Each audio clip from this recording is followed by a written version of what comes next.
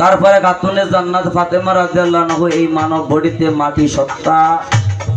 তারপরে ইমাম হাসাইন বড় ইমাম এই মানব বডির মধ্যে আপনার বাতাসের সত্তা। ইমাম হুসাইনের সত্তা হচ্ছে আমার এই হিউম্যান বডিতে পানি সত্তা। ভেঙে ভেঙে বলে দিলাম যেন একটা মানুষ জানতে পারে। একটা শুভ্র, একটা অভ্র, একটা তাল, একটা লয়, একটা তাল। এই পাকে পাক পাঞ্জাতনের 25টা পাক আগুন পানি মাটি বাতাস নূরে পাক পাঞ্জাতন দ্বারা এই সমস্ত ভ্রমণ্ডল পৃথিবীর সমস্ত যত কিছু সৃষ্টি আছে সব কিছুই হয়েছে খারাপ।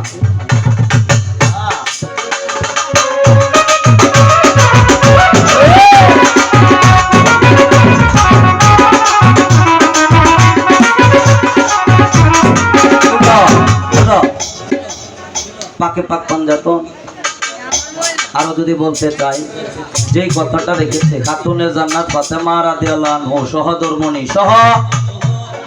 সহ শব্দের অর্থ হচ্ছে একত্র। নাতি বেলার ধর সহ শব্দের অর্থ হচ্ছে একত্র। ধর্মিনী শব্দের অর্থ হচ্ছে একত্রে যিনি ধর্মের কাজে আগিয়ে যায়, উচ্চ সিঁড়ি উচ্চ গতি। এই হিউম্যান বডিতে আত্মশক্তি মোহমায়া রূপে যিনি,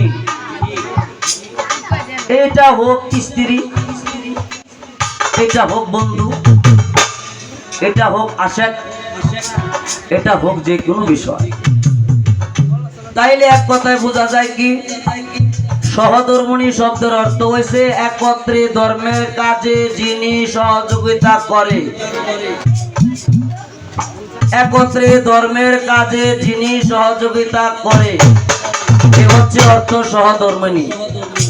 সহধর্মণীকে ধর্মের কাজে ইমাম হাসাইন ইমাম হুসাইন যে কথাটা খুব সুন্দর করে পয়েন্ট করে জিজ্ঞেস আমার ধরার লাগা বুঝেননি, জিজ্ঞেস একটা পয়েন্টের মাধ্যমে কি ইমাম হাসাইন ইমাম হুসাইন হইছে সহদর, অর্থাৎ ওনার উদরের সন্তান। সাথে এই যে ইবাদত মঞ্জিল লাহে মাহফুজ হইতে এই অষ্টভাস নবভাস নবভক্তি এবং সমস্ত কিছুই আবুর্হ ফানা হতা সবগুলা বিষয়ের মধ্যে ইমাম হাসাইন হুসাইন হযরত আলী মা ফাতেমা দয়াল নবী জড়িত। বাউনায় কোনো কিছু বলার মতো। অতএব এক কথায় বোঝা যায় যে আমার এলাকা বাড়ি, আমি স্পষ্ট করে বলে যাই পাক পাঞ্জাতন মানব বডিতে সাবত না করলে পরে পাক পাঞ্জাতনের নাম নিলে জীবের গুনাহ ঝরে না, যত জীব পাপ করে